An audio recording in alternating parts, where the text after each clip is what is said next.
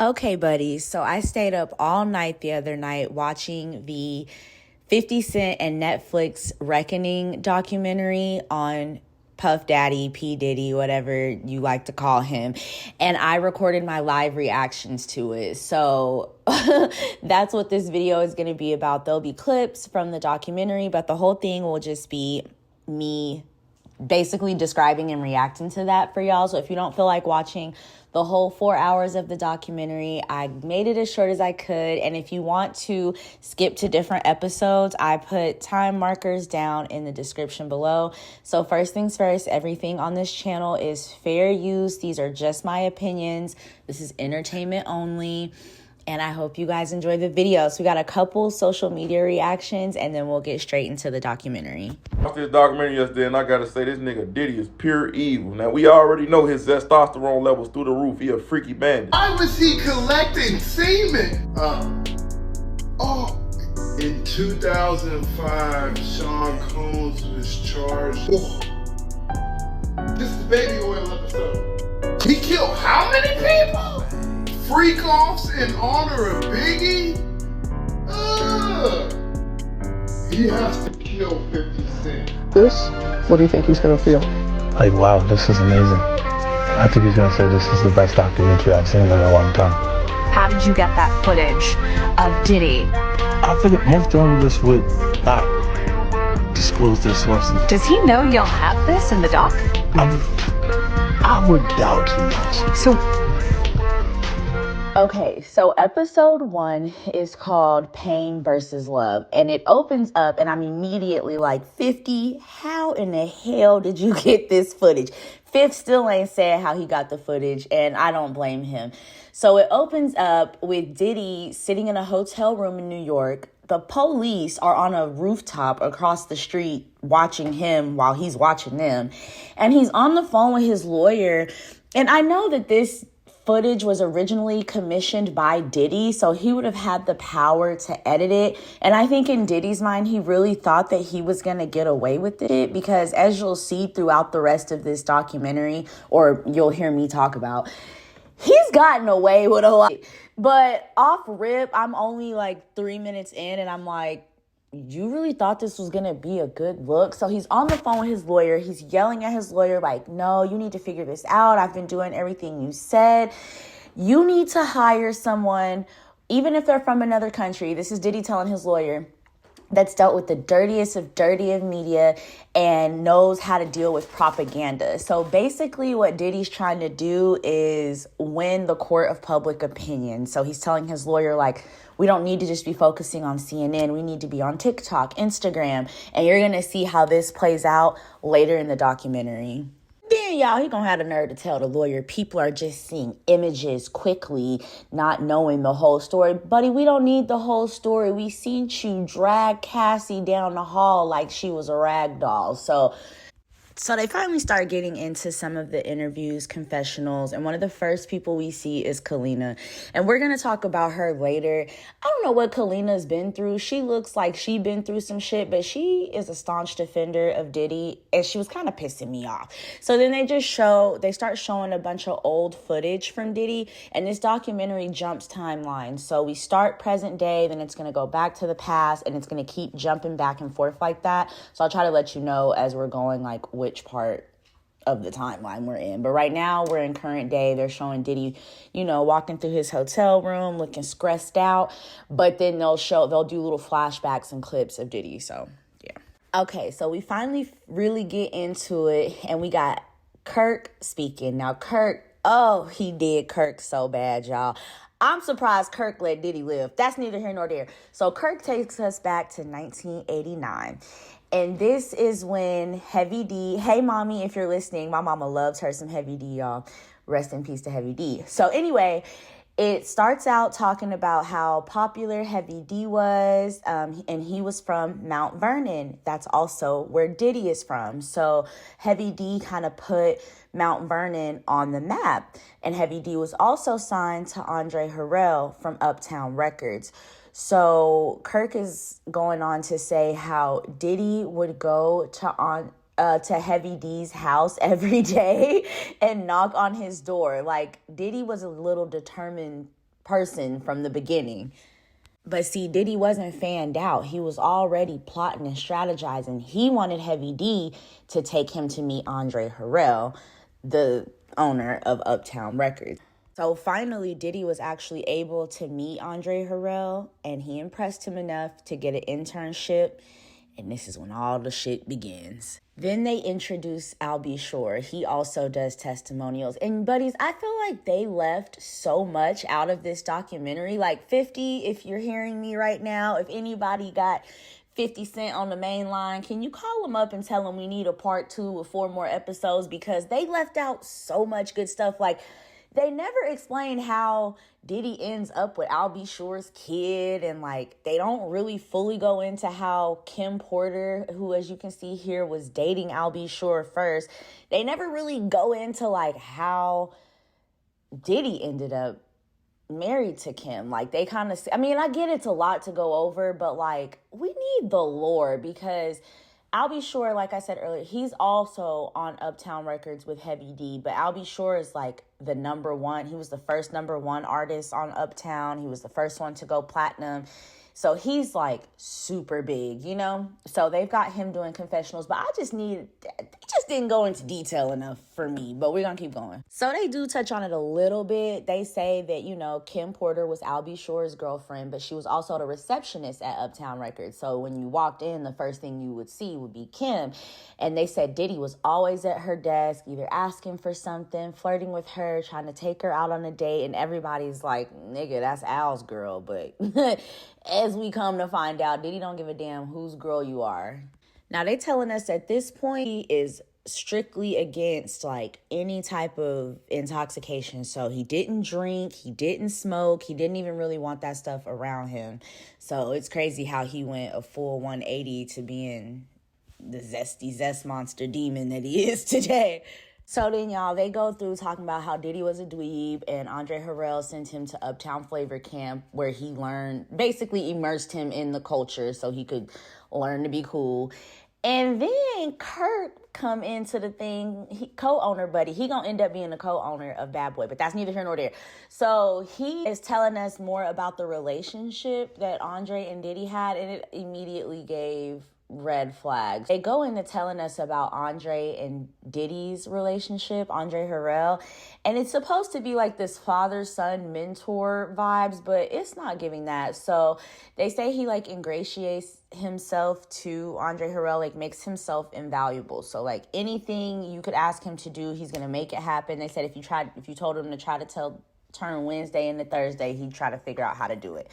So then Andre Harrell says that he bought $1 million house, his first $1 million house, and Diddy had moved into it before he did. So like they end up living together.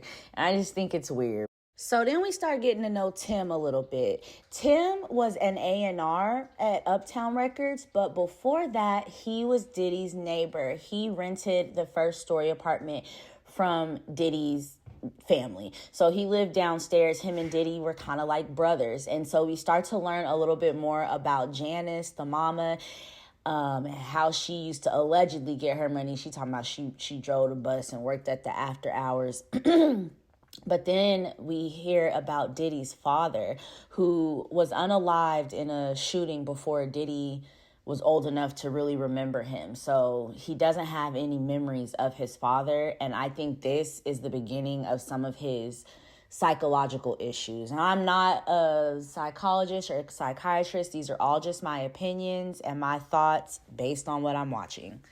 And this is also where Diddy gets his like idolization of gangsters, because he didn't know his father, but from what he heard, his mama bought him to the funeral in a full-length chinchilla, and like they all, you know, all the stories line up with his dad being a street nigga, basically. Diddy's mama claims she had all those jobs I was just telling you about, but Tim, the neighbor, says that he insinuates that maybe Diddy's mama kept the family business going because she would ride him and Diddy around and like seemingly be doing drops, leaving them in the car. And she had some type of respect on her name because she would be in brand new Cadillacs and nobody would ever like touch her car, try to steal her car. So his mama might have been moving a little weighty weight. We don't know. Allegedly, maybe. So then Tim is saying that at Diddy's house, the vibe was different. That Diddy's mom was always playing, like, I call them pimp movies, but back in the day they called them black exploitation films, but like Superfly and the Mac and stuff like that. So that also could have helped shape Diddy's personality too, if that's the type of like media or content you're seeing constantly growing up. And Tim also says that you would see some of the stuff going on in Diddy's house that went on in the movies, whether it would be fly parties with NBA players or just the overall vibe was kind of the same in Sean's house as it was in the movie. Tim also says that Diddy's mama used to not just whoop him, but like whoop him so bad that he looked like he hurting just trying to remember it to tell the confessional people about it. And so he says that Diddy used to get bullied and like picked on and he couldn't really fight, but his mom was like not going for that. So not only did she used to whoop his ass, but she told him like, if somebody hits you, you need to F them up. And so he said that Diddy started fighting back, but he did not fight fair, that he would kick, whatever he needed to do to win, he would do it. And I can just already see how the psyche of the monster we know today has begun to formulate. Like, just from these first few minutes of seeing how his childhood was, it's like, oh, okay, no wonder this nigga is crazy. So then we meet the first known victim, Joy. So Joy met Diddy through these parties Diddy would host, because remember at the time, he's still just like an intern at Uptown Records. So he's not making crazy money yet, but he's got connections. So he starts hosting these parties called Daddy's House. And she meets him at one of the parties. They're cool. He asked her to be in a music video. She's like, I don't really do videos, but I need a ride back to Manhattan from this party. So fuck it, let's do it. She don't think nothing of it. Then some time goes by and one of her friends is like, you know, he's got you on video, right?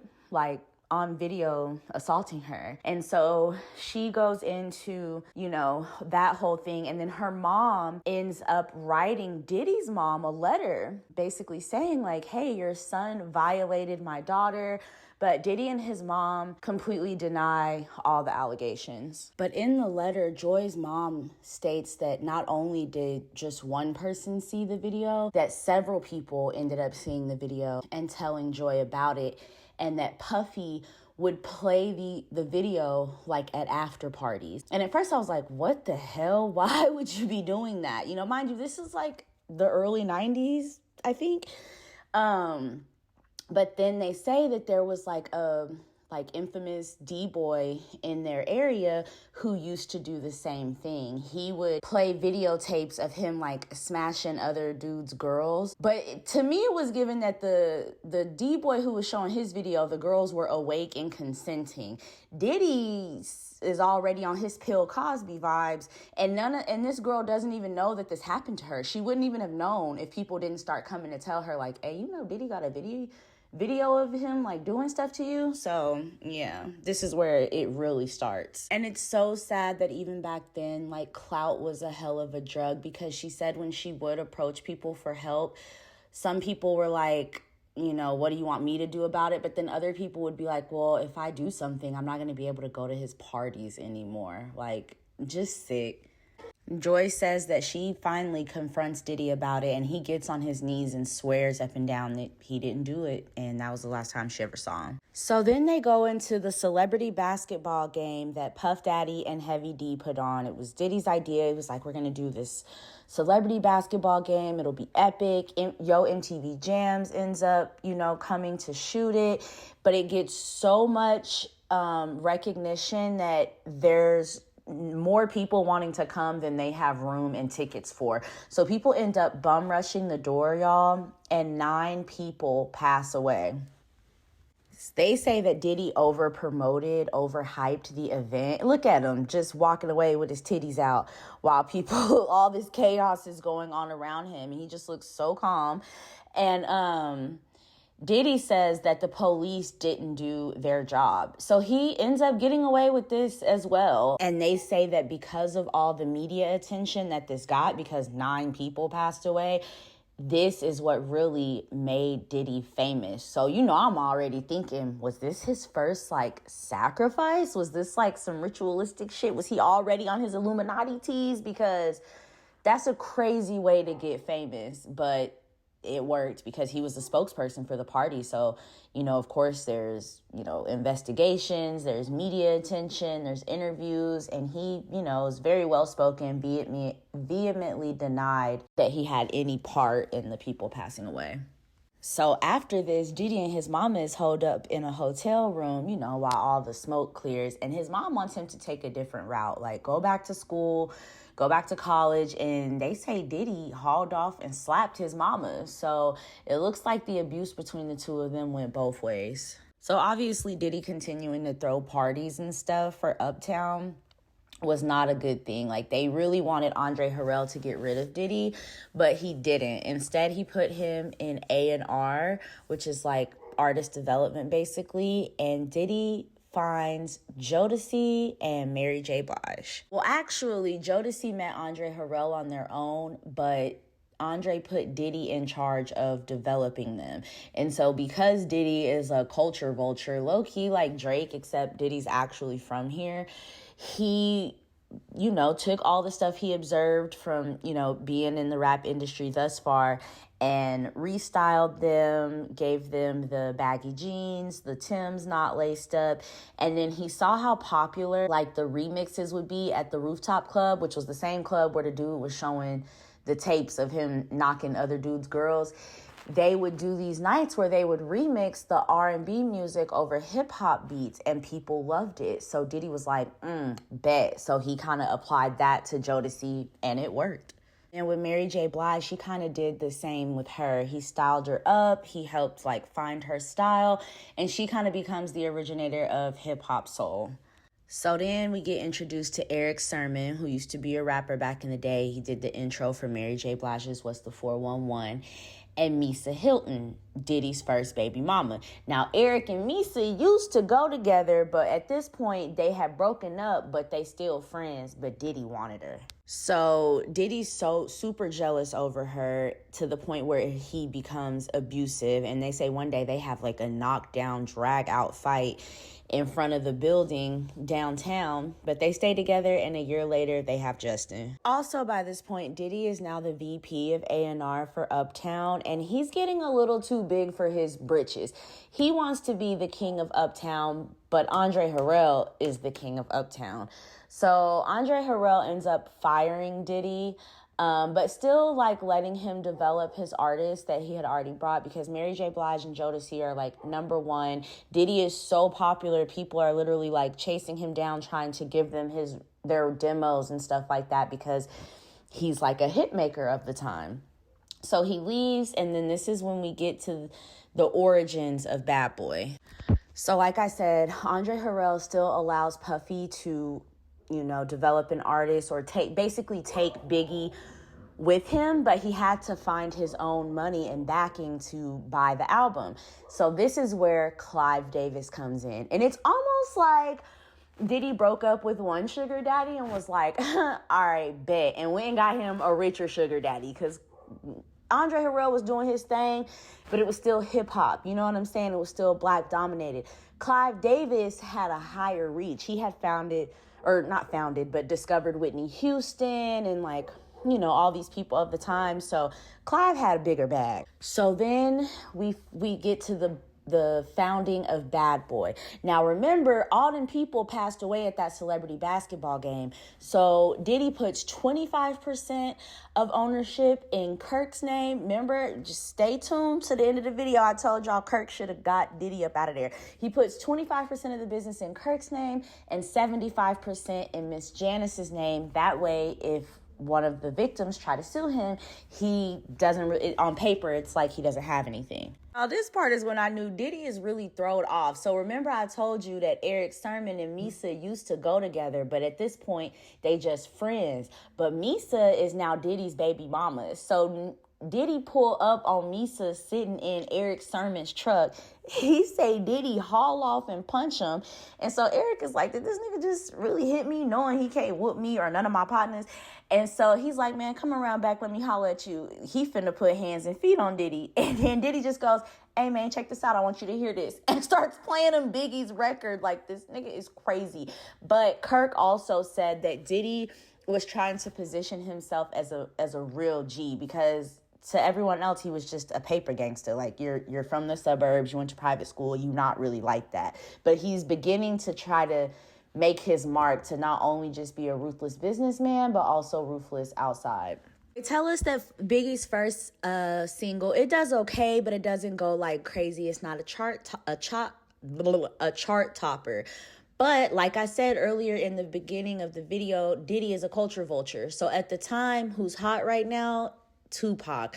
So Kirk says that they literally sat there and dissected the I Get Around video and copied it for the Big Papa video. And it works because Big Papa goes #1. But that just goes to show you, like, Diddy is he's just not really like that, but he's good at observing what is like that and mimicking it. So even though they copied Tupac's whole video, he still was cool with Biggie. Biggie ends up sending him a record or something he wants Tupac to get on, and Tupac ends up being super supportive of Biggie. They end up cultivating a genuine friendship. Pac had the whole thug life movement with like taking back the streets and stuff like that, and Biggie was fucking with it. He liked, what Pac had going on, and they were actually genuinely cool. But this made Diddy insanely jealous. And everyone in the confessionals is saying that Puff was jealous of Pac because not only were him and Biggie cool and friends, but Pac was a movie star at the time. He was a chart-topping artist at the time. He was very likable. He was on TV shows.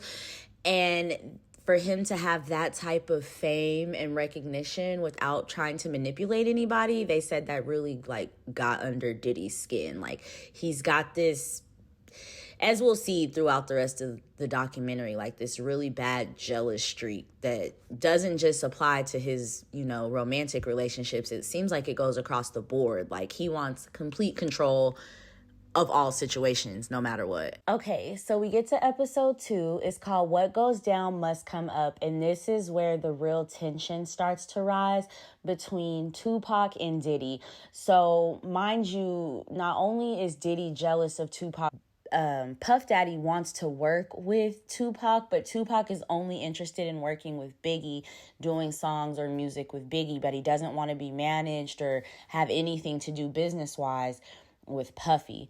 So they have Tupac from an older documentary talking about how he's going to a studio session in New York for a song.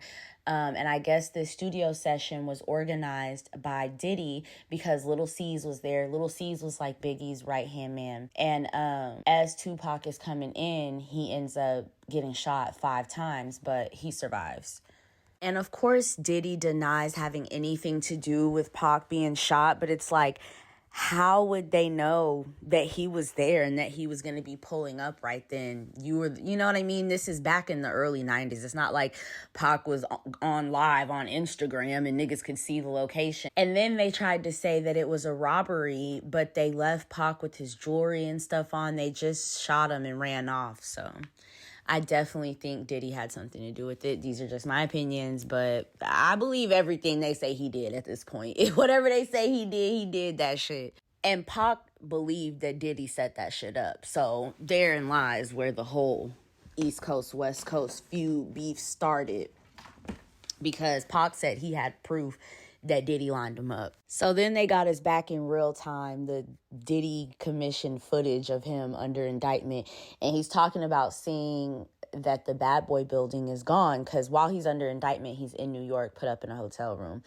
And he's, I guess, talking about God, talking about I'm not tripping because there's a bigger building coming for you, son. And I'm like, yeah, there's a bigger building. Your ass is going to the big house, the pokey, the slammer, nigga. That's the big house that's waiting for you. That's the bigger building. So it's 1995 at this point, and Puffy is like huge. Not only has he signed Mary J. Blige, Biggie, he signs Craig Mack, Total. So he's like super big. People are camping outside the office to give him demo tapes and stuff like that. And then the co-founder buddy says that at one point Diddy had him buzzed to come to his office just to see him getting top from some girl. So that this is when I think he started to really think like, I can do whatever I want and get away with whatever I want. Because let's not forget, 9 people died at an event that he set up. They blamed it on the cops not doing their job, which I could see that, like, but he didn't face any retribution for that. So once you get away with 9 people passing away, you probably feel like you can do anything you want. Hang, buddy. So then the co-founder buddy says that one day Diddy walks into his office with a briefcase and a baseball bat. And inside the briefcase was the stock agreement. Because remember I told y'all when he set up Bad Boy, Buddy got 25% and the mama had 75%, which was really Diddy's, but he was hiding his assets. And he said that Diddy threatened him with this baseball bat until he signed over his stocks because he needed to do a business deal and he needed to leverage probably the stock or the money from the stocks. He would have just had to beat me. I'm sorry. He would have had to beat me because I wouldn't have came up off of it. And he says, you know, he helped build Bad Boy, so he wanted it to last. And it's not like Diddy was firing him. And so later he sued Diddy, but the case was dismissed and the ownership still remains legally, I guess, unknown. But Diddy is just terrible. He's a monster. And then they start to break down basically how he screwed over all his artists. So like Craig Mack's wife is talking about how at first she thought he was cool, but then like Craig Mack is nominated for a Grammy, but he has no money. So Diddy allegedly took what Andre Harrell would do with just giving you an advance, but then everything after that, you end up being indebted to the record label and made that even better and brought it to Bad Boy. So he was charging them for everything. Diddy owned the studio, but if they went to the studio, they had to pay back for that studio time. If Diddy was in your video, which he inserted himself into all their videos and all in the videos, he would charge them for appearing in his videos. So like, it seems like they're making all this money and they're topping the charts, but the artists really don't have any money at all. Diddy does, or Bad Boy does. And they basically are saying that like Diddy was jealous of his artists because they had real talent and he didn't. And they're talking about how he was such a bad rapper and, you know, would have like people write raps for him and stuff like that so he could jump on all their songs. But I could see him being jealous of like how talented and successful they were because they were so good at something other than being manipulative and I guess running a business or siphoning other people's culture and talent. Dang, y'all, I didn't know this Suge Knight before he was the CEO of Death Row that he was the bodyguard for Al B. Shore and Bobby Brown back in the game. This shit is so mixy, y'all. Oh my gosh, this is so good. I'm gonna be up all night watching this for y'all. So while Suge was on tour being a bodyguard, he learned how the business worked and how everybody was getting screwed, like the artists, out of they money and they royalties. So then he was a street nigga with some business sense. My favorite type. If you watching and that, no, I'm just kidding. But no, for real. If you one of those and you watching, comment down below. Anyway, so yeah, so then after that, that's when he started Death Row and I guess did it better because I don't really hear a lot about him stealing people's royalties or anything like that. I could be wrong. Correct me in the comments if I'm wrong. And of course, Diddy wanted to emulate the success of Death Row because he's a copycat. And Puffy and Suge were cool at first, but Puffy was probably just doing that so he could be around Suge to learn his mannerisms and what they really had going on so he could copy it even better, you know? This is just what I'm thinking. And he probably tried to copy on some of, cause Suge's a real, you know, over 6 feet, 300 pound, like a real big street nigga. And Diddy is a little buddy. So he was probably trying to pick up on some of his personality traits too. So he could put on his strongman act. So Craig Mack was considering going over to Death Row because they actually treated their like artists good and didn't steal their money. And mind you, I just told y'all he was broke after being nominated for a Grammy because Diddy was siphoning, stealing all the money. And so then that's where we get to the infamous Source Awards where Suge Knight gets on stage and says, if you don't want the executives all in the videos, dancing, all on the records, come to Death Row. And Diddy followed up with his coon tap dance and shit, which at the time probably seemed reasonable. Like, I'm a black man that makes positive music to bring us together and whoop-de-whoop. And I'm proud of Dr. Dre and Suge Knight and all their accomplishments. And I think we need to put all this East Coast, West Coast stuff to an end. But Diddy, your ass is the one who probably started this shit. I don't like this nigga, y'all. I never really cared for Diddy. He always just gave me... I don't know. I never like it down on this. It's gonna sound messed up. I ain't never cared for no dancing ass nigga. And that's how he got his starts, just bopping around everywhere. I don't know. And it's in his eyes. That's why he always wore the sunglasses. But when you really just look in his eyes, you can see all that trauma and weird shit from growing up with his mama and God knows what he may have saw or went through. And then being with Clive Davis and Andre Harrell when you're that young, like, I don't know. Anyway, I'm rambling. Okay, so then 7 weeks after the Source Awards, they in Atlanta, and Diddy, like I told y'all, used to like to get people's girls on his Drake shit. So Suge had a little side piece in Atlanta. Diddy has them pull $50,000 from the Bad Boy overhead account to buy this girl like a diamond necklace or something to like woo her and take her away from Suge. And then they go to this club down in Atlanta where I guess they used to have like a bad boy party like every Friday night.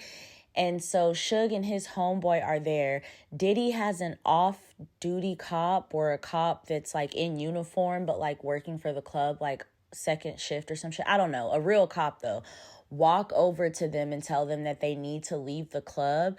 So Diddy, Suge Knight, and Suge Knight's homeboy Jake, they leave the club. A guy walks out and shoots Suge's friend 5 times while looking Suge dead in the face. Suge snatched the nigga up, put him in a headlock. I spun the nigga around and is holding Diddy like a human shield. And then is like, you know, what the fuck? And then Diddy's like, it's going to be all right. And Suge's like, what do you mean it's going to be all right? Tell your mama it's going to be all right. Tell your kids it's going to be all right. So this is what really cracked it off. Diddy is a maniacal motherfucker, and the fact that he only got 50 years for prostitution, I don't even know if you can say that, I'm gonna have to edit that, is crazy. Mind you, Tupac done got shot too. And then he goes to jail for sexual assault. I did not know that's what Tupac went to jail for. But that's neither here nor there. So while he's in jail, you know, this whole thing happens with Suge. The whole East Coast, West Coast thing pops off. And people in jail are telling Tupac, yeah, Bad Boy and them, like, they're bragging that they had you shot or whatever. So then this is when Tupac ends up linking up with Suge. See, I'm learning some shit, y'all, because y'all got to remember when this shit happened, I was a kid. I don't remember how old, but I was under 10 years old when all this stuff was happening. So I have a little idea of it, but I didn't know the full details like this. So this is a little cultural studies we getting right now. So Biggie wanted to stay out of it, real nigga shit. He was like, I'm going to just keep my mouth shut. But then Puff hyped him up because Biggie was their rapper. So Tupac and Suge Knight and all them, like, when Pac got out of jail, he went #1. So then they was on the East Coast basically, like, trying to get some artists from there and being like, you know, we ain't gonna take advantage of you. We'll actually take care of you. So Puffy needed Biggie to get in the mix. So then Faith Evans ends up sleeping with Tupac. I feel like that was a scheme that Diddy set up to come to us with the bullshit. I feel like Diddy sent Faith out there because what the fuck is you doing, Faith, girl? Mind you, Tupac was fine as hell, R.I.P. to him. But then, you know, that gave Diddy something to use, like, you have to respond. So then that's when Biggie made Who Shot Ya? And then Diddy linked up with somebody that was Crip affiliated in LA. And they were allegedly doing security for them, but Diddy denied that. I guess they were just buddies. And when they would be in LA, they were hanging out with their buddies. But if you're hanging out with gangbangers, they're going to protect you while they're with them. I know that from firsthand experience. So allegedly, one of the Crip buddies that was in one of the sets affiliated with Diddy jumped a dude that was death row at the mall. Mind you, the death row niggas is bloods. Jumped him at the mall and tried to take his chain. Diddy was like, I want a death row chain. So then 3 weeks later was fight night. Mike Tyson was fighting, and the guy who got jumped at the mall was with Tupac and was like, that's him. That's the dude who tried to take my chain. And Pac took off on the nigga. And then Tupac and Suge Knight end up getting shot in the car. And that's when Tupac passes away. And everybody thinks that Diddy has something to do with it. To this day, I think the nigga did the shit. But that's just my opinion. But also, just to play devil's advocate, Diddy might have sent that nigga to get that chain, but if they packed this nigga out and he was a Crip nigga at a fight night with all his partners, it probably didn't have to be no order from Diddy. Nigga, you just packed me out in front of all these people. If I can get outside and get to you, I'm going to get to you. So I'm just throwing that out there. That could also just be what it was. You know what I mean? So then in comes Keefe D and his interrogation tapes. Now, Keefe D is from the Southside Crips, and his nephew is the dude that got his chain. No, his nephew is the one who went to try to snatch the chain. He's the one that ended up getting packed out by Tupac. So he basically says that one night, Keefe D and like 40 Southsiders, 40 Crips were in a hotel room after a concert, and and Puffy said, I want their heads, meaning Tupac and Suge. Then Keefe says at another point after that, he told him again, like, I need you to get rid of them. They're going to be a problem. And he says that Puffy agreed to give them being the Crips, $1 million. So when the incident happened in Vegas where Tupac and everybody ended up jumping on his nephew, it was like the perfect reason. Like, I told y'all, they would have did that shit without the money. You can't just beat up no gangbanger around a bunch of other gangbangers and think some shit's not gonna happen. That don't go like that. Mind you, Diddy and them drove all the way from New York to Vegas for this fight. Why would you drive? So you could take the blickies. You could also, I mean, he's super rich. You could get them there, but it's easier to get like unmarked handguns and stuff from where you're from. It's a lot easier than like trying to acquire them in a new place, you know? So Keefe D says that his nephew, the one that got packed out, is the one that shot Tupac and Suge Knight, but he ends up getting shot and passes away in 1998. And then the guy who was supposed to pay him the money, they say he only got half the money because Suge didn't end up passing away. He died of cancer, so the only people that could be left to, hold responsible would be Keefe D and Puffy. And Keefe D is now set to stand trial for the murder of Tupac in 2026. But now he's claiming that the recording he made, he did it under duress. But he doesn't sound under duress to me. They played the whole record. Well, a lot of the recording, including the beginning. And I guess they're not including Puffy because they can't really prove that Puffy was there while Keefe D was admitting to being in the car with his nephew while they did it. And like, he laughed about it. And they got Diddy walking down the hall a couple days before his arrest, having niggas putting chains on and taking chains off as he's walking. Like, nigga, you a grown ass man. You can't put your own chains on. I don't like that. Other grown men at that. Like, I know times is hard and a good job is hard to come by, but it would be hard for me to respect a man that his job is to walk around putting on another grown man's jewelry for him. Like, what the hell is going on? So then it's the lead up to Biggie getting unalived, which I definitely, like I said earlier, think Diddy had something to do with, because artists sometimes are worth more dead than alive. And Biggie doesn't want to go to LA, but it's award season. Puffy's like, we need to go. They're getting booed while on stage, presenting awards and all this stuff. So then the next day after the awards are over, Biggie is supposed to leave to go to the UK to do a press junket. He was going to be the first bad boy artist to go to the UK and do UK press run. And the morning of, right before the flight, Biggie is like, I don't know, Diddy's tripping. He doesn't want me to go. And then Diddy tells co-founder Buddy, cancel his flight. He's not going to the UK. He basically wants to stay in LA and have a party on enemy territory because they have been told, don't come back to LA. You're not welcome here after like what happened to Tupac and Suge. And then Biggie gets shot outside the party. And I don't know, 50 Cent is a maniacal, because it looks like in this never before seen footage that is Diddy sitting in a truck that pulls up right before the shooting takes place. But I don't know. I don't know where 50 got this shit from. I don't want to say it's AI, but this shit is crazy. Granted, Diddy was probably just in the truck that was, niggas like that moving motorcades. So it'd be a bunch of trucks for celebrities and stuff like that. But, Biggie didn't want to be in LA because he knew like it was hot water. Like LA been like that. You can't just kill a gang affiliated person and then just come out there and openly just be kicking it. It don't work like that. That gives Diddy the perfect excuse, if he did set this up, to make it look like it was retaliation. But knowing Diddy, he probably had life insurance policies, all types of stuff on Biggie. Then Puffy gonna try to blame it on Big, talking about Big wanted to do a peace tour. But according to the footage from Biggie saying he was in fear for his life, and what the co-founder Buddy who got played out of his shares, Biggie didn't want to be in LA. He had some common sense. So I don't believe Diddy.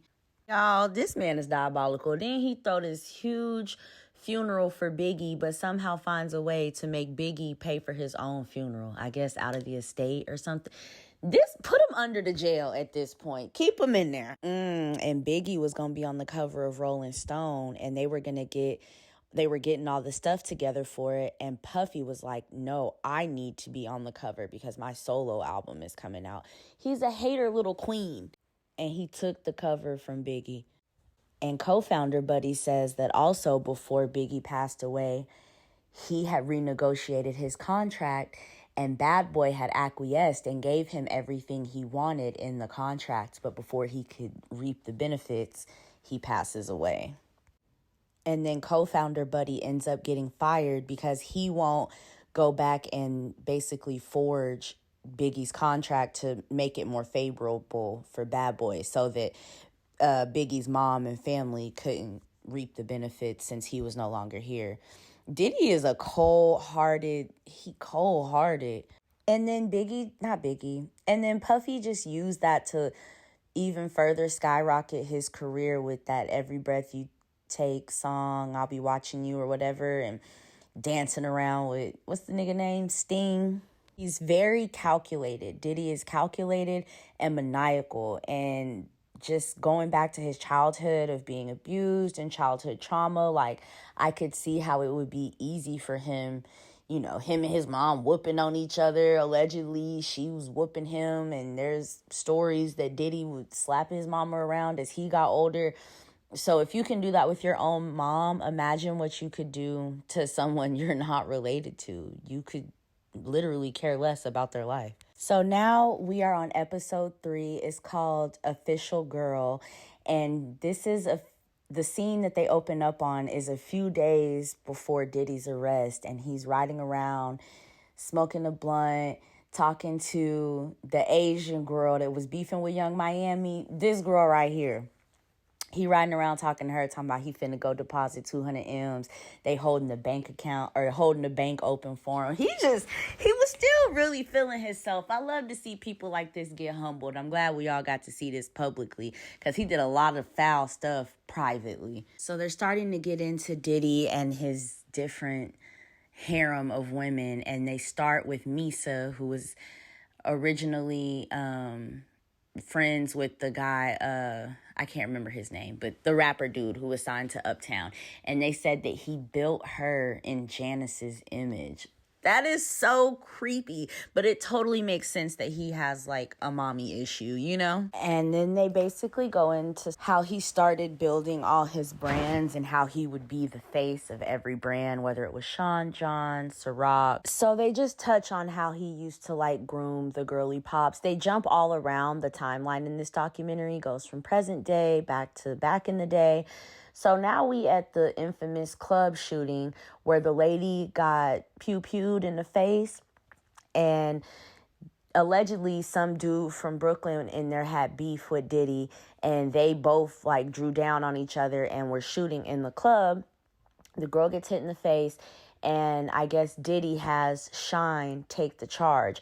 But see, earlier when the beginning of the documentary, when Diddy's like yelling at his lawyers because they're not convincing the public enough, before that used to work for Diddy, because a few days after the shooting in the club, after he gets arrested and is out on bail or whatever, he's hosting the New Year's MTV ball, like all on TV, saying he will be found not guilty of all charges. So I think it just worked for so long for him being able to, because you got to remember, he went to private school. This nigga is a dweeb. So he knows how to play that role. And then he probably has, you know, officials and stuff in his pocket, allegedly, maybe. So like I said, Shine, who was a bad boy artist, ended up taking the fall for the nightclub shooting. But who do you think paid for Shine's lawyers?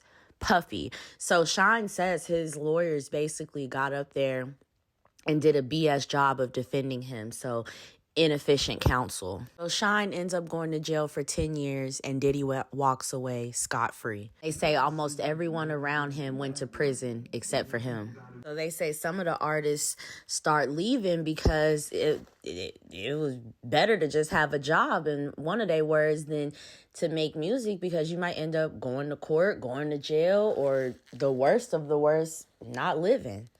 So because everybody's jumping ship from artists to executives at Bad Boy, because they see what's really going on, you know, they see what's happening behind closed doors, Diddy knows he's got to make a segue in order to keep making music. And that's when the whole MTV Making the Band, Danity Kane era began. So the show Making the Band produced the band, Danity Kane, and Day 26. So now members of those three various bands are doing confessionals and telling their stories and accounts of what they saw Diddy do. And it's so sad watching the old footage of them being so excited and thinking Diddy was going to change their life and their dreams had come true and Diddy was their savior. And that's why you can never look for anybody to save you besides yourself and God, because Diddy turned a lot of their dreams into nightmares. And this is what really catapulted his God complex, being on MTV, because he had just came out with Sean John. But being on MTV gives you a huge platform on your show every week to promote your clothing brand.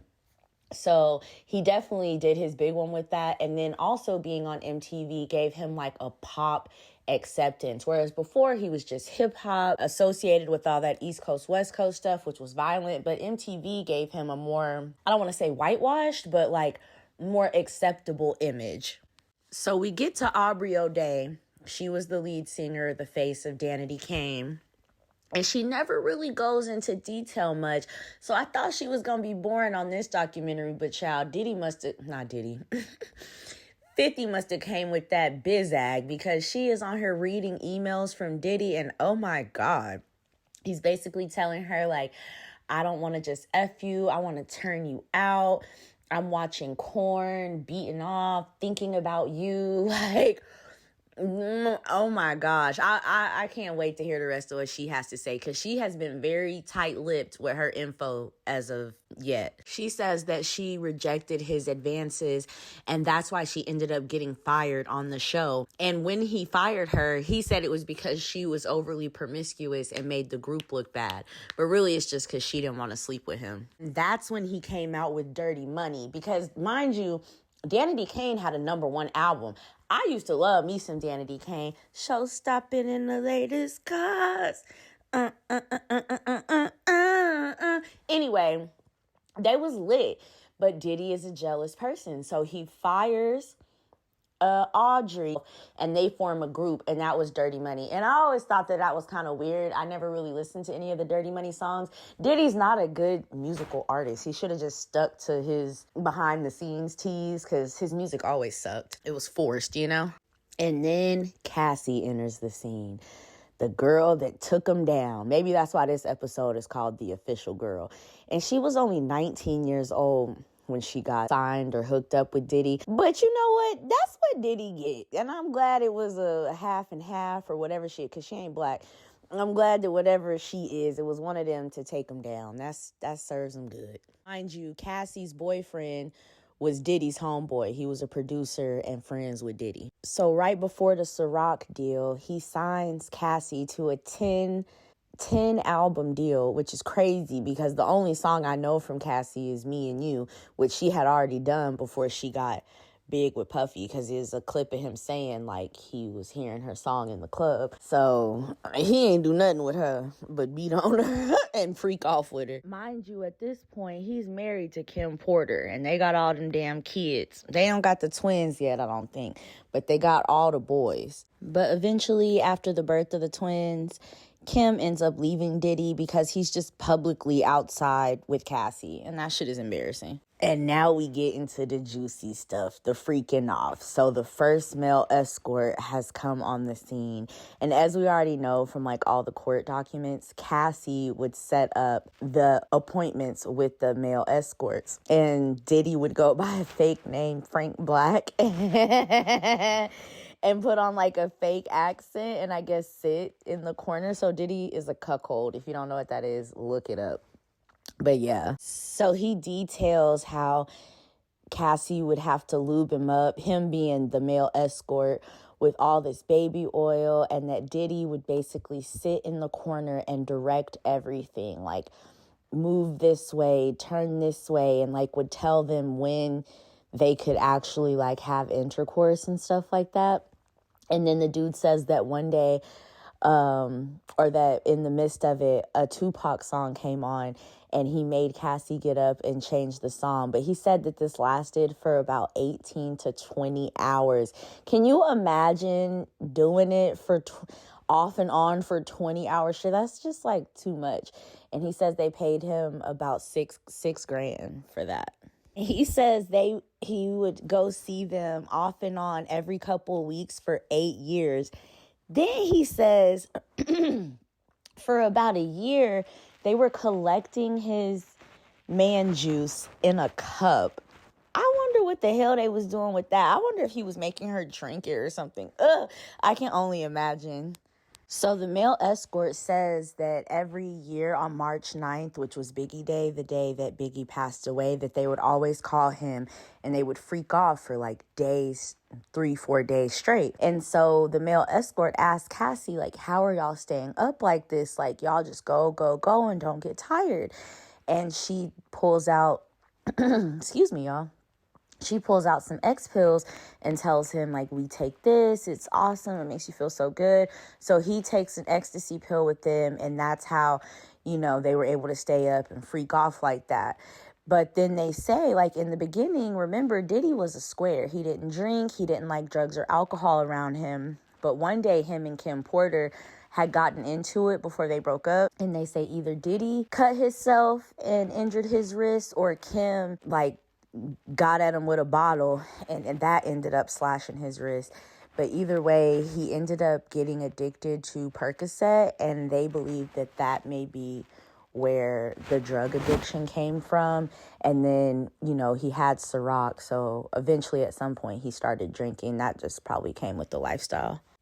And power mixed with drug addiction, mixed with, you know, staying up all night is a recipe for anger and volatility. Like, something bad was bound to happen. So I'm not surprised that all these terrible, terrible things were going on when you add money, power, and drugs to the mix. And the male escort confirms what I had been thinking all along, that there was something in the baby oil. So he says, the male escort says that there was GHB in the baby oil, and that on those 3 or 4 day sessions that they would have, they would go through 10 bottles of baby oil.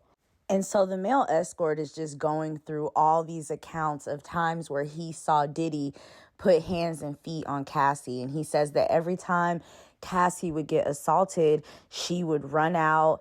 Diddy would chase after her. They'd go in the room for 30, 40 minutes, and then she'd come back out like nothing happened. But the stories that I don't know how Cassie is even able to show her face, y'all. I would be mortified if people knew even an inkling of some of the stuff that she did about me. And she has kids. Like, I would literally have to move to another country where they don't even pay attention to American hip hop culture like that, because this shit it's disgusting. 6 days before he gets arrested, footage, and he Diddy bopping all around Harlem and outside with Jim Jones smoking. And then one of the people in their confessionals say that, like, Diddy really doesn't like being around a bunch of hood black people like that, but he only goes back to the culture when he needs it, when everyone else has turned their back on him, which makes so much sense because, as I've been saying throughout the video, he's been sponging off the culture his whole career. And then as soon as he get his punk ass in the car, he talking about, I gotta go take a bath. I've been around all these people. But then 2 seconds before, he's like, yeah, we out here in the streets with the people. Like, you think these people are dirty and beneath you, but you just want to make yourself look good because you know the walls was crashing down on them at this point. Talking about I done gave out 150 hugs. I need a bath. You feel me? Nigga, was you worried about a bath when you was freaking off for 4 days straight? Was y'all bathing in that time, or was y'all keeping it funky? So Cassie eventually realizes he's not going to have a baby with her. He's never going to marry her. And then they start showing the footage, the infamous footage of him chasing her down the hallway, yanking her up at the elevator. And I'm sorry, I know Cassie was probably on substances. Maybe she wasn't thinking clear, but she strolled down the hallway so calmly. And then she was sitting there at the elevator putting her socks and stuff on. Bitch, the way I would have been down off ducking through the stairwell, he wouldn't have called me, baby. I'm sorry.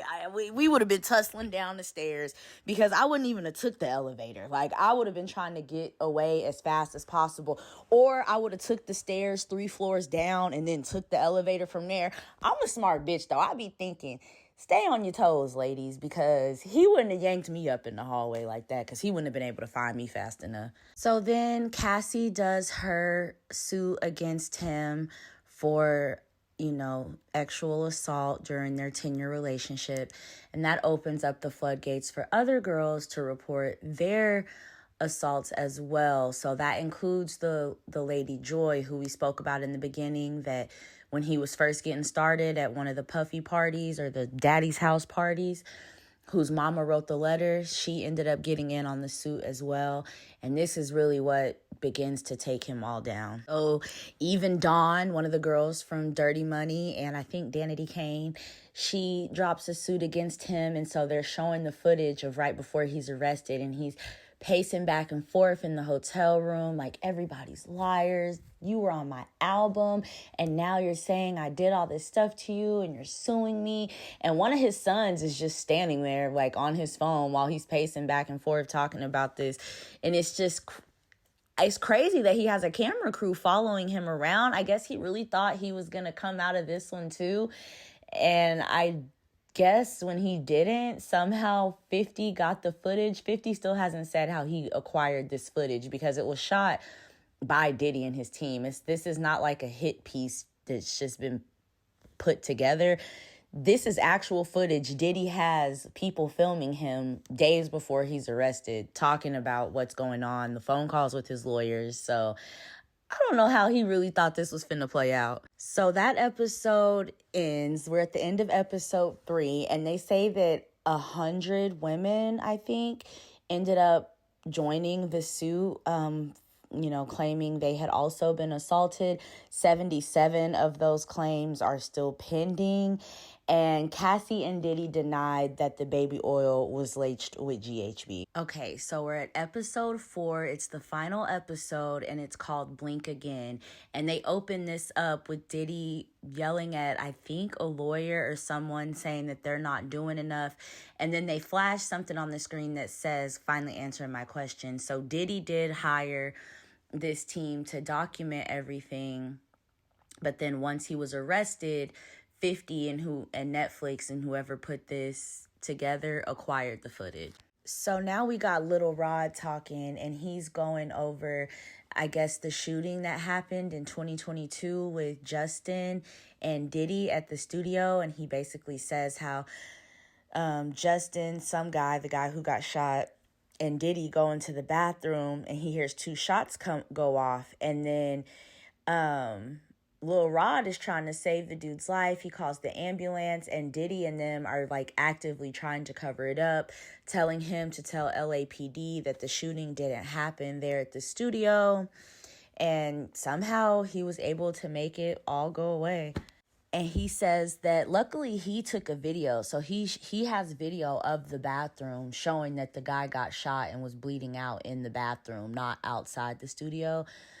But the guy, I guess, just disappeared. He didn't really know who the dude was, and Diddy made it go away. And then everyone at the studio, as they continued working on the album, just acted like nothing ever happened. And it's crazy because the dude says sometimes you have to work with people like Diddy in this industry. Diddy is one of the gatekeepers. And remember last year when Cat Williams told all of us when he was sitting on Shannon Sharp's couch, he tried to tell Shannon Sharp as too, but that's another video for another day, that there's gatekeepers in the industries, whether it's comedy, music, movies, they all have gatekeepers. So I thought it was interesting that he said that. And Little Rod had footage of him working with Diddy, because Diddy ends up taking Lil Rod with him down to Miami, and they're recording, and the footage is just giving. Y'all remember when Jocelyn was real bad off the booger sugar and she was in the studio just yelling and hollering? Y'all remember that? That's the vibes that Diddy is giving me in this footage. It is not appealing. I'm sure if he had anything to do with it, we would not be seeing this right now. Little Rod said it took them forever just to record 8 bars, and it's showing Diddy like screwing up over and over. And then he compares himself to Jesus. Like, it's just, the level of insanity is crazy. And it's like, bro, you suck. You're not a rapper. You're not a musician. They're doing the best they can. They can't make you perfect when you're barely even good. Then they show clips of Diddy, in the words of Lil Rod, grooming him. But it's like, sir, you are a grown-ass man. If you gay for pay, it's okay. Just say that. But I get it. Money and the thought of accolades will make you do something strange. But to me, you're a grown-ass man. You was either already a little bi-curious or something. And we haven't got to the part of him saying Diddy did something to him yet, but it's coming. And this nigga gonna say, as he sits here in a pink sweater, that Diddy started showing him videos of white men being did from the bike and telling him like, this is what you got to do to make it. And Lil Rod talking about you confused. Nigga, what is you confused about? I wouldn't have been confused, not one bit. This is why things never happened to me, because what? So Lil Rod says that Diddy is basically like, look, the only way I'm going to be able to finish this album is if we freaking off. So I'm going to need you to go down to Booby Trap on the River, which is a strip club in Miami, and recruit some girls for me. And Lil Rod is like, this is weird. But Diddy's like, that's the only way I'm going to be able to make the music so we can get this album finished. So he's like, okay, whatever. So they show him how to Lil Lick work, because that was like a routine Diddy had already had in place before Lil Rod even came around. And so Lil Rod does what he's told, because, he wants all the stuff that Diddy's done promised him. And he says that Diddy and Justin, his son, were using substances and freaking off in the same vicinity. That's weird. And so they show a little footage of Diddy partying with Justin, running around with his other sons and old security guards, Capricorn, the old assistant, basically saying that he groomed his sons, which I think his mama groomed him. Cycles repeat themselves. They basically said that even if the boys didn't agree with Diddy, they wouldn't say it publicly. So Lil Rod said that whether you knew it or not, you were always on either powder, Molly, the 2C, because they would be putting it in drinks and stuff. And then he said that people would be like, Puff always knows. Puff knows everything. He's got like a God eye. But mind you, Lil Rod is basically living with Diddy at this point, because he's in Miami helping him do this album. And he says he goes into a room and the whole house basically had secret cameras. So that's how Diddy would know everything, because he was always recording. Then Lil Rod says some days he would wake up from the party not knowing what happened. Some nights it would be girls in the bed. Some days he'd wake up and Diddy would be in his bed. And then they cut to Diddy talking about, I'm going on a love rampage. Y'all, this is some messy shit. 50, if you ever see this video, you is a messy ass nigga. This shit, the editing is crazy. So anyway, Lil Rod said he'd be waking up sore and stuff. And that's when he started realizing he was being, stuff was being put in his drink. And so he said he go talk to Puff's chief of staff. But it's like, dude, sir, just leave. But people be wanting the clout and the money and the fame and the accolades so bad that, like, what do you mean you're waking up sore with men in your bed as a fully grown adult male in America? Like, you could have, it's not like he had you in some third world country on an island and you couldn't escape. He took your passport. Like, nigga, walk outside, go up the street to the 7-Eleven and call the police. Like, or just leave. If nobody believes you, so what? At least Diddy ain't ramming you unknowingly. You know what I'm saying? Like, I don't know. I don't want to sound insensitive, but I don't really feel bad for this Lil Rod nigga. Like, sir, what is we talking about? So Lil Rod stays around getting dick down till the album drops. And of course, Diddy doesn't pay him. So now they're playing voicemails of like them playing phone tag and Diddy saying like, oh, I'm going to pay you, blah, blah, blah. And Capricorn pops into her confessional. She was his old assistant and she used to help him run Sean John, and she says that he does that to keep you holding on, because if he pays you, you got a little bit more room to do what you want to do. But just like how he did Cassie wanted albums, but he turned her into a sex doll. Basically, she never really put out any more significant music. So that's what he does. That's one of the ways he kind of strings you along. Capricorn really breaks down his psyche a little bit more. And so Diddy sends Lil Leroy, as he calls him, Lil Rod, a barrage of voicemails just saying everything under the sun. I don't like, you making me feel a type of way and whoop-de-whoop, but still hasn't paid him. Got nominated for a Grammy, still didn't pay this man. And he spent 2 years with Diddy helping him make this album. And he says all they offered him was $29,000. Now, that's on Lil Rod, because you should have had your business in order before you even took your happy ass down there to Miami to be freaking off and getting beat down in the backside. Because what do you mean? Diddy is a billionaire at this point. This is like 2022. He would have had to have me on retainer. You want me to be away from my family, my kids? Lil Rod got kids.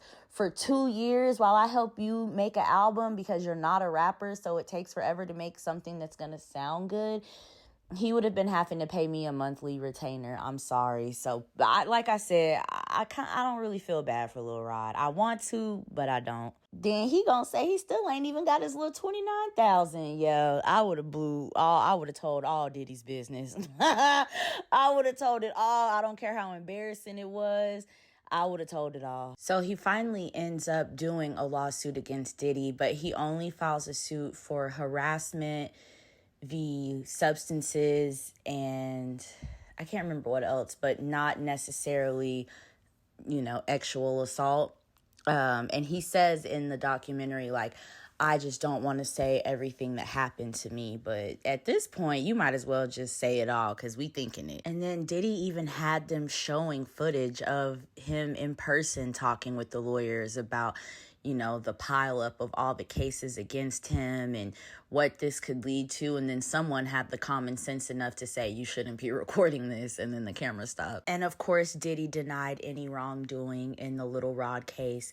And as of the airing of this documentary, his case is still pending. So, y'all, I knew it had to be something with Aubrey. So, out of the 100 cases that have been brought against Diddy, one of the cases is a lady who was in New York celebrating her divorce, ends up at Puff Daddy's studio and is looking for the bathroom. So she goes down the hall opening doors because she doesn't know which door is the bathroom because she's never been there before. And she opens the door and she says she sees, and this is in a court statement, she sees Aubrey O'Day inebriated or passed out, and Diddy is penetrating her and another man is in her mouth, and Aubrey is just sprawled out.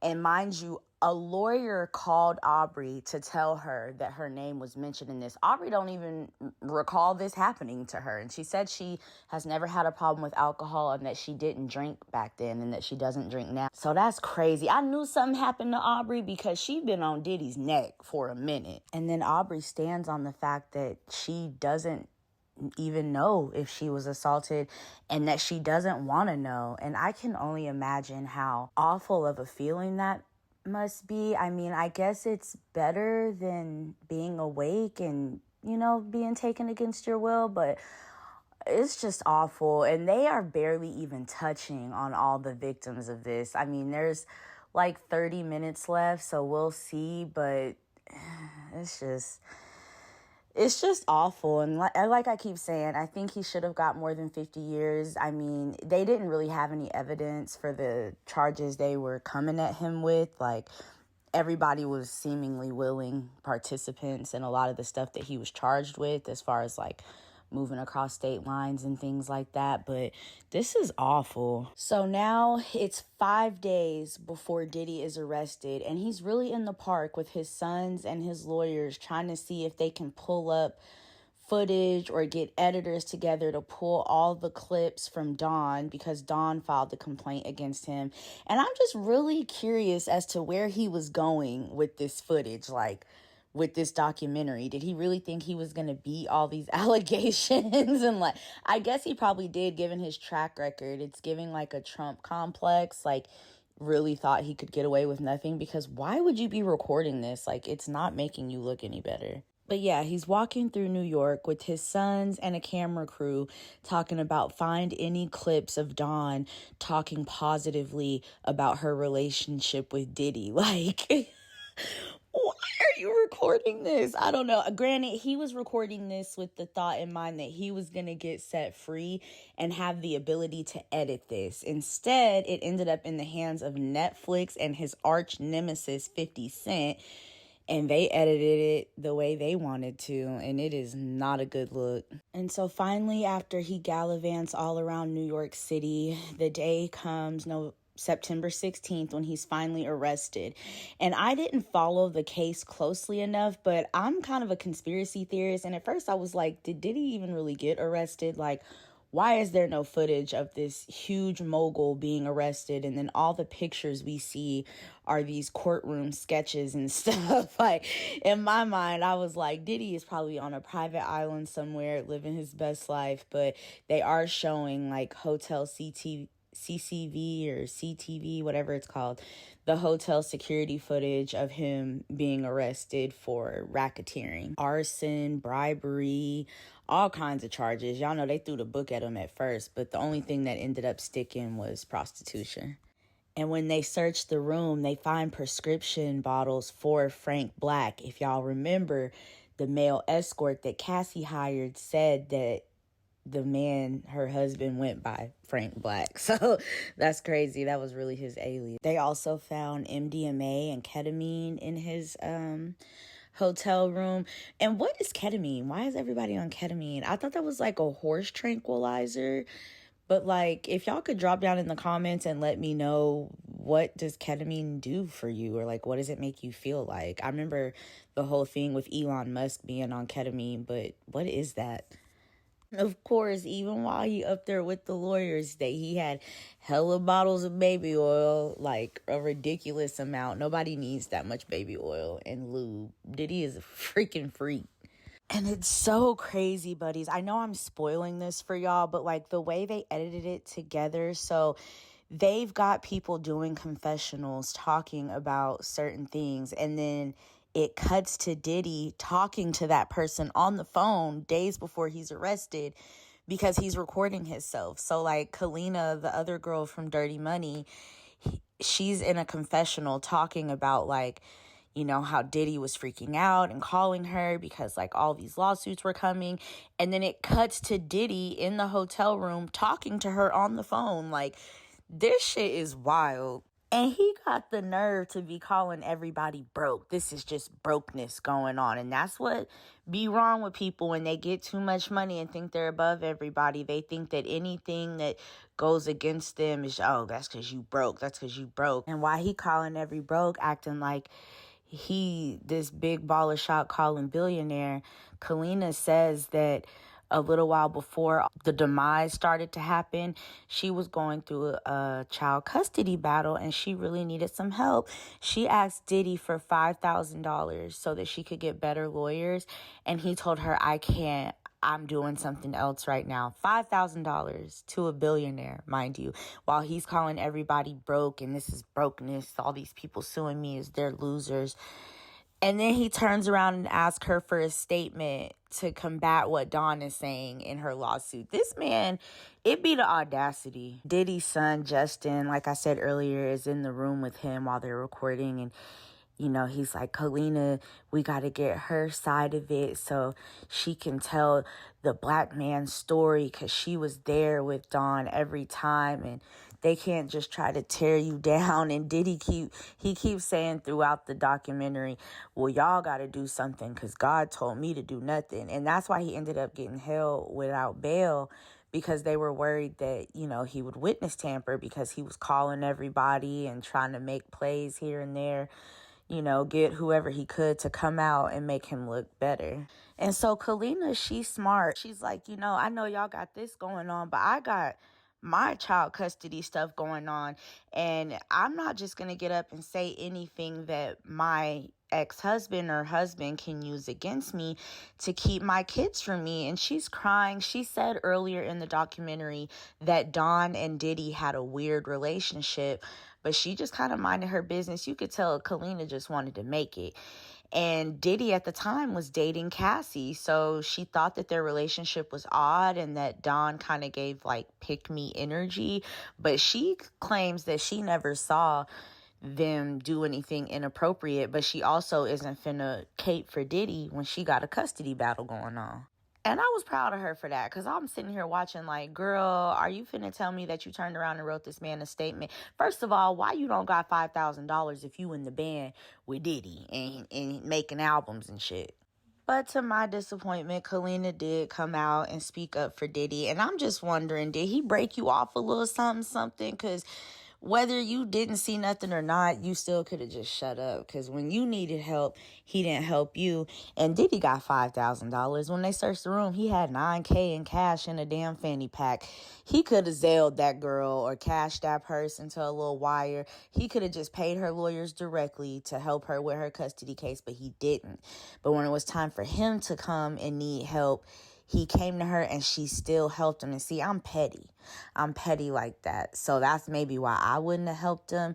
But if Diddy honestly would have treated people better, he probably wouldn't, you know, like he probably would have ended up getting away with the things he was doing for a lot longer. And to touch on what his son was saying earlier, do I think this was them trying to take the black man down? In a way, yes, but I do still believe that he did all the shit that he did. But the powers that be let him get away with all that until he got too big for his britches. I honestly think that all this stuff really happened because Diddy was trying to start his own political party, a black political party, and because he sued that liquor company. And then they was like, oh, nigga, you think we don't remember all the shit you be doing? And that's what I think. So do I think Diddy is innocent? No. But do I think they are trying to take a black man down? Yeah, but he's a monster. So all black men aren't good men. You know what I mean? I love the black man. I love good, righteous black men. But Diddy is not that. So then they cut back to Capricorn, which used to be his assistant or manager. She ran shit for him.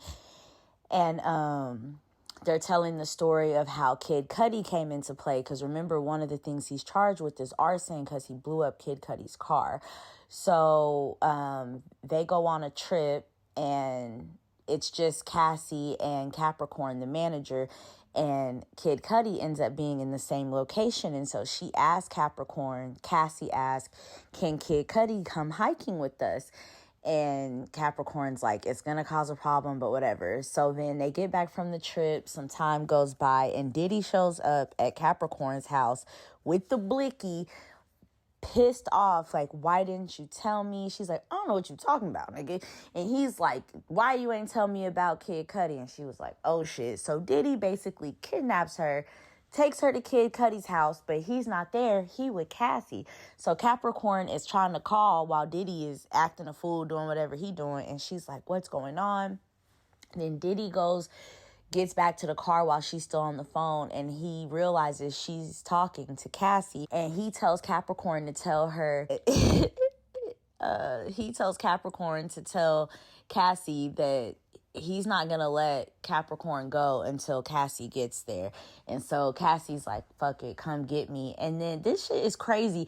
Diddy just starts kicking her and beating on her. Like, Diddy is literally... this shit is crazy. And I know this all came out during the trial, but I didn't watch every part of it because it was too much going on. So I didn't know all the details. And then Puff's so delusional. That's how I know it was the substances. He talking about, y'all got to convince Cudi to tell the police that it wasn't me. If I go down for this bitch talking about Cassie, I'm getting rid of all of y'all. Like, nigga, what? And so Capricorn says that Diddy fired her for not telling him about Kid Cudi. And she's talking about, being kidnapped and everything. But she seemed more sad that she lost her job and got blackballed than the fact that she got kidnapped. So they go through the court proceedings. They interview the jurors. They have a few of them do confessionals. So he was only found guilty of the charge of transportation to engage in prostitution. And now they just are going through the aftermath, the PR team, the lawyers that were behind him. He had 8 lawyers on this case. And now they got Tisa Tales on here, girl. Tisa done made it to the real big leagues, baby.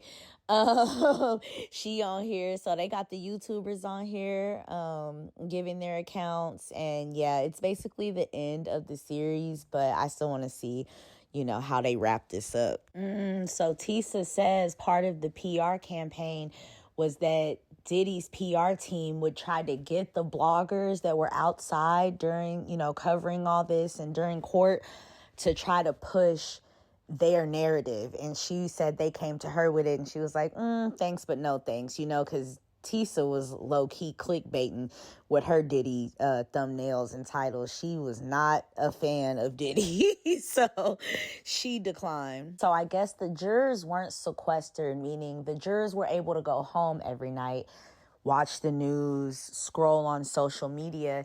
And Tisa is saying that even though she wasn't going for it, some of the other bloggers and popular social media people were, and they were able to push the whole, it's not illegal to be freaky narrative on social media, which I do agree is true. Like, if Cassie was setting this shit up, Diddy should be in jail for other stuff like Biggie, Tupac, the shooting where Shine ended up going to jail, the shooting at the studio with Little Rod and his son Justin. Like, there's other things that I think he should have went to prison for that don't have anything to do with Cassie. Do I think he assaulted her and other women? Yes, we saw him beat Cassie up in the hallway. But I just think the way they put the case together was they were so fixated on how freaky and salacious Cassie and Diddy's bedroom activities were that they lost sight of the plot, and his lawyers, they tore that up.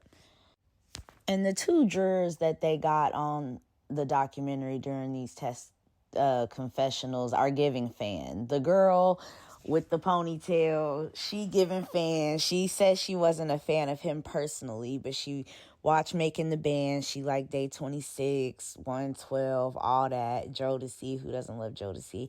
And then the other little Indian dude, he said he had never heard of Diddy, but I don't know. I think he may just, different cultures, how they feel towards women. And then also, I think a lot of it was just hard for him to believe because he probably lived such a normal life. So hearing, these wild stories about Diddy going to Kid Cudi's house to unalive him and blow up his car, like, it's hard for him to believe probably. Lord, then y'all remember partner buddy from the beginning who helped Diddy start it, that got played out of his 25% in the company. He talking about he got essayed by Diddy too way back in the 90s when they was building Bad Boy. This is some crazy stuff. And his case is where the RICO and racketeering came from, because when he sued for his shares, he, told them about the Tupac and Suge shooting and a lot of the other stuff that Bad Boy was doing while he was still there and involved. But because Buddy filed his suit back in the day, the judge and nobody believed him, so his case got dismissed and Diddy blackballed him from the business. So that's really sad. And he ended up homeless, living in shelters because he didn't have any money and Diddy played him.